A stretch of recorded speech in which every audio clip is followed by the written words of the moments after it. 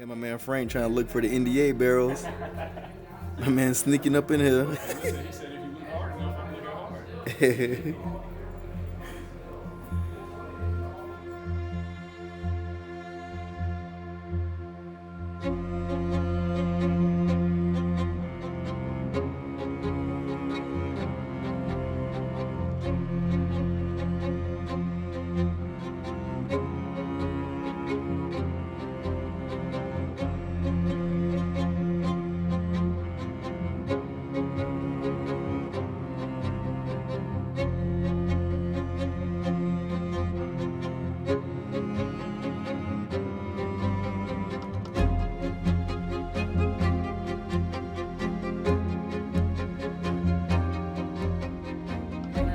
Barrels a day, about 7.5 million gallons a year comes out of the distillery. And we're doing some construction over there. I'm not sure if you've seen it when you were coming in with the buses, but over there we're actually updating the facility. So by the end of next year, we should be doing close to about 12 million gallons a year. Should bump us up into the top 5 of production. And that's because we help make products for about 50 other companies too. Calumet, Bird Dog, Chicken Cock, High West, Jefferson Ocean, Casting Crew, Bell Mead, Blue Run. That's just a few of the companies we do distill for. A lot of them will make us also sign those NDAs, so we just can't talk a lot about them. But the ones that let us talk about it, we definitely like to showcase that partnership. It's helped us tremendously generate revenue, but build all those rick houses that you see out there behind us too. We'll actually go out to one today. There's currently 13 of them built out there. 4 of them are going to have 24,000 barrels. 5 of them have 32,000, and the other 4 have 58,800. So about 500,000. Number 14 is going to go in the very back where those semis are over there. And then we just purchased 300 acres across the street to build some more rick houses on. So thank you all for coming out and spending the day with us today. So I appreciate you. Thanks for coming. Cheers.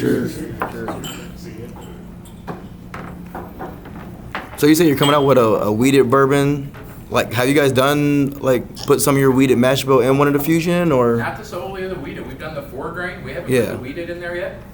You all are actually going to get to taste the weeded today. We're going to do our honey spot barrel thieving experience after we go through the distillery. We're going to sample all 3 of those products that I talked about. You're going to get to sample in about 4 to 5 years is what the ages are on the barrels that are out there. So a little younger than they're actually going to be in the bottle. The ones we'll sample today are all going to be at cask strength too. So right around that 120 proof. And as we drink them today, I'll tell you what they'll be when they go into the bottle. Okay. Cool. Have you done any weeded products for any of the contract distilling that you're doing? Yeah, we make a lot of weeded stuff. A lot of the contract distilling we've done so far hasn't went out for sale yet.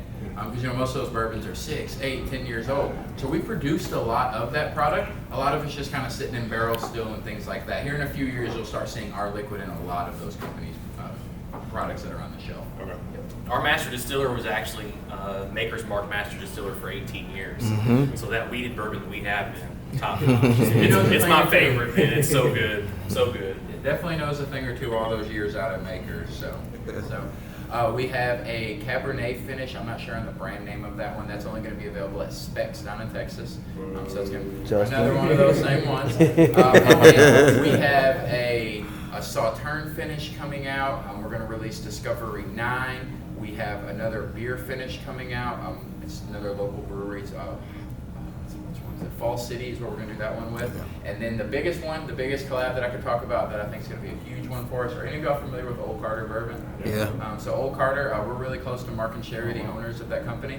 We partnered with them. We took some bourbon. They took some bourbon. We created a blend together. And then we're actually finishing it all in Carter Cellars barrels, which is their wine company. Very expensive wine. The cheapest bottle is a couple $100 for their wine. Great wine though. We're going to finish inside of those. It's going to be the most unique bottle that we're going to release. It's going to have our logo, Old Carter's horse on the front, and then Old Carter Cellars logo on the back. So it's going to be the first real collab of 2 bourbon companies together finishing in another spirits barrel. So the barrel product that went in there, we put some 14-year in it, some of our 6-year in it. So it's going to be a very good product when it comes out. That one's got probably about 8 months left to aging on it. So we did 10 barrels of that one too. Also, you can see the grains that are going in there. This one has wheat and rye. So they're currently producing a 4-grain product for that company right now. Sometimes that board will say Bardstown Bourbon, Kentucky L, American Highway. Sometimes it might say client number 3 if it's one of those NDAs that we can't talk about.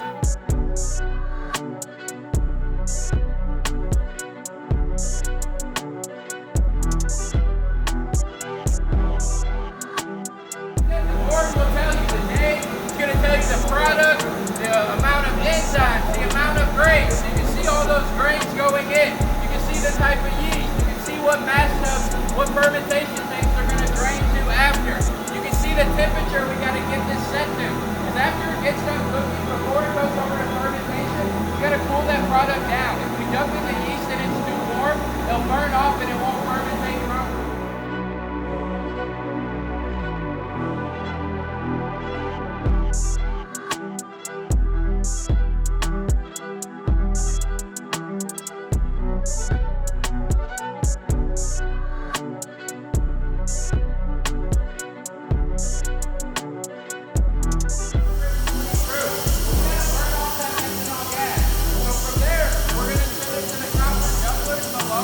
Copper has a natural reaction on alcohol and refines the grain, but it raises the fruit. We're going to raise the fruit to about 140, and it's going to come out on the right side as our high wine, which is our finished product, ready to be sent to the barreling room, brewed down to that barrel entry, and then stored into all of our rig houses from there. We're currently running practice spirits to our stills. If you all would like to, put your hand on this, we'll rotate the hand you can try right on the still.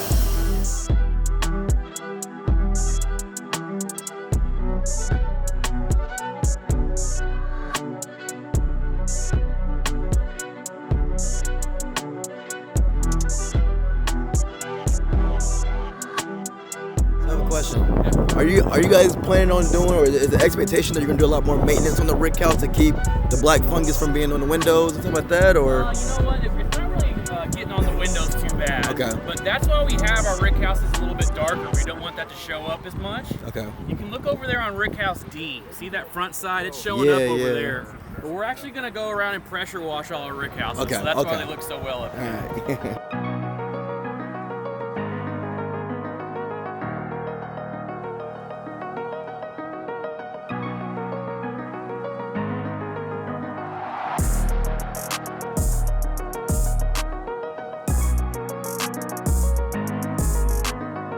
75% corn, 21% rye, 4% malted barley.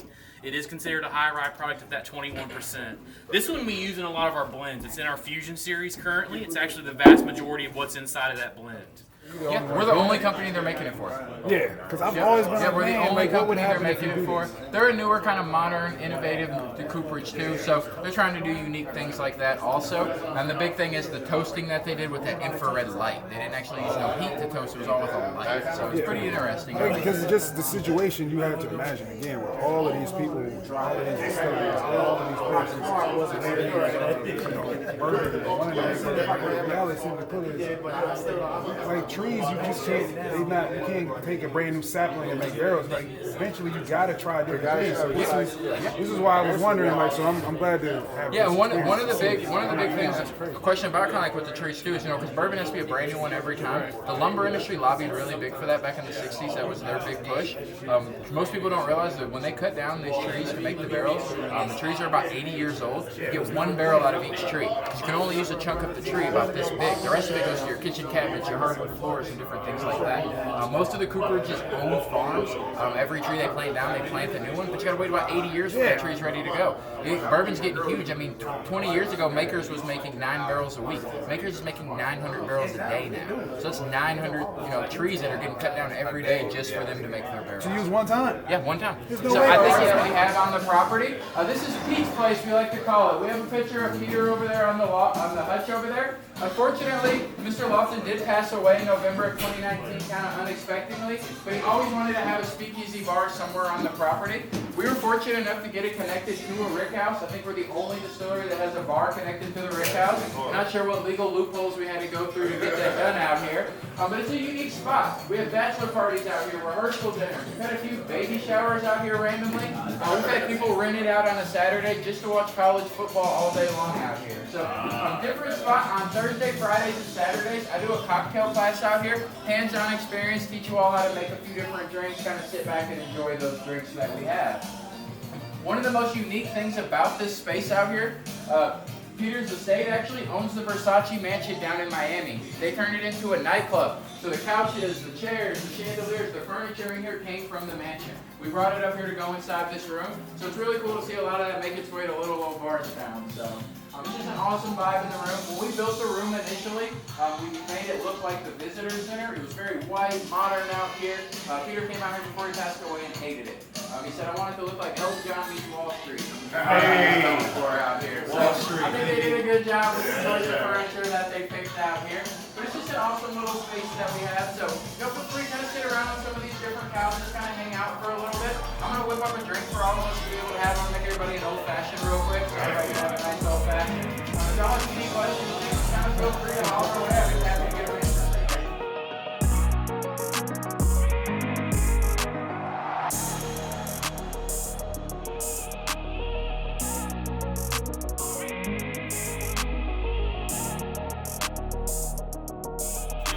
Sweet red wine. We took bourbon and we put it in those Muscat Pastel barrels to make a unique product. This was the very first release we ever came out with. We learned the hard way, this leaks when it pours. So we went from these square bottles to the vertical bottles.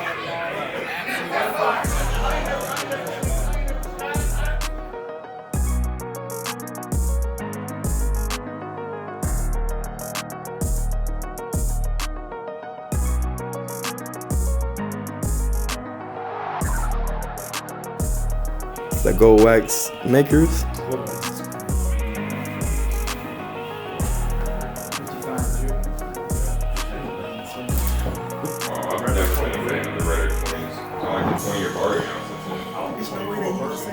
I got Paul's card too. No, you don't. Slide it over here. Fresh crack of a vintage. Ooh, that smells good.